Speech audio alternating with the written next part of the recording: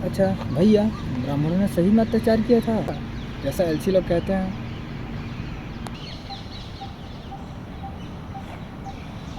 मूर्ख। मूर्ख क्यों? जहाँ देखो ब्राह्मणों ने अत्याचार किया, हमें पानी नहीं पीने दिया। ब्राह्मणों की विचारधारा ही अलग है, हमेशा दबा के रखा गया। जहाँ देखो यही सुनने मिल रहा है कि ब्राह्मण गलत है, ब्राह्मण गलत है। आखिर सत्य क्या है ये तो हमें भी नहीं पता है।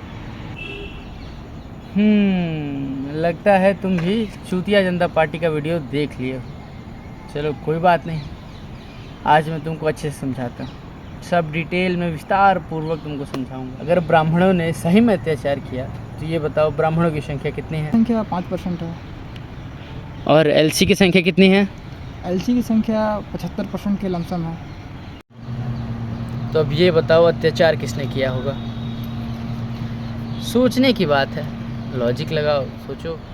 तुम्हारा दूसरा प्रश्न कि ब्राह्मणों ने हजारों वर्षों तक पानी पीने नहीं दिया। अगर ऐसी बात है तो वो जिंदा कैसे हैं बिना पानी के, इतने साल, इतने हजारों वर्षों तक? गजब मूर्ख आदमी हो यार। ये तो बात सोचने की है भैया। चलो ये भी ठीक है। ये बताओ कि जो दूसरों के लिए कुआं खोद सकते थे वो खुद नहीं कुआं खोद के पानी पी लेते? अच्छा भैया, मुझे एक बात समझाइए। लोग कहते हैं कि ब्राह्मणों ने मुझे नीचा दिखाया, अपने स्तर तक बैठने नहीं दिया। इसका आपका विचार क्या है? ये बात समझाने वाली। तो देखो, इसमें ब्राह्मण ऊंची नीची ऐसा कुछ बात नहीं है। जो ज्ञानी हैं, जो ज्ञानी थे, उनको हमेशा सर्वोपरि ऊपर रखा गया है। जैसे कि हमारे कुछ शिक्षक देख लीजिए, आप जो पढ़े होंगे स्कूल में, विद्यालय में, तो वहाँ पर ज़रूरी नहीं कि सारे शिक्षक ब्राह्मण ही हो। कुछ एलसी से भी आते होंगे, कुछ ऊपर कास्ट के भी होंगे। तो यहाँ बात ज्ञान की होती है। जो ज्ञानी होते हैं उनको सर्वोपरि सब हमेशा इज्जत देते हैं। उनके सामने बराबर नहीं बैठते कि वो ज्ञानी हैं, हमसे ज़्यादा जानते हैं, इसलिए उनके सामने विनम्रता होकर झुक के बैठते हैं, नीचे बैठते हैं।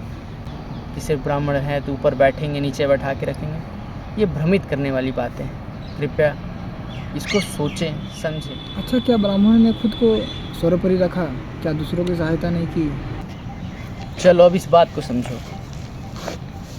एग्जाम्पल तौर पर, जैसे कि एक हम पूजन को ले लेते हैं, विवाह पूजन को। उस विवाह पूजन में ब्राह्मण क्या क्या सामान सामग्री को कहता है लाने के लिए, ध्यान देना चाहिए। ब्राह्मण कहता है कलश का पूजन होगा, कलश किससे लेकर आइएगा?